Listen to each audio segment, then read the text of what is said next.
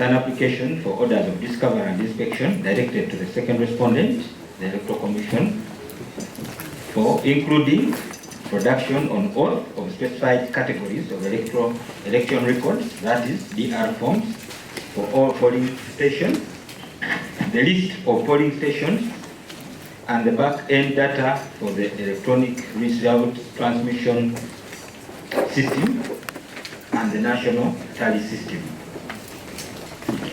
We are not going to hear the application now. So the parties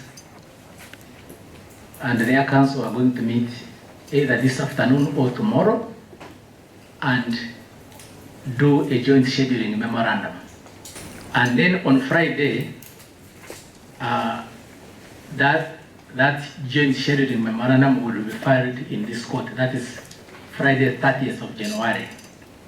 The applicant will file submissions in the application together with that joint scheduling memorandum in the main petition.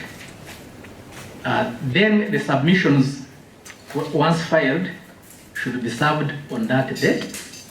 And on Sunday, which is 1st of February, the respondents will file their written submissions in respect of the application.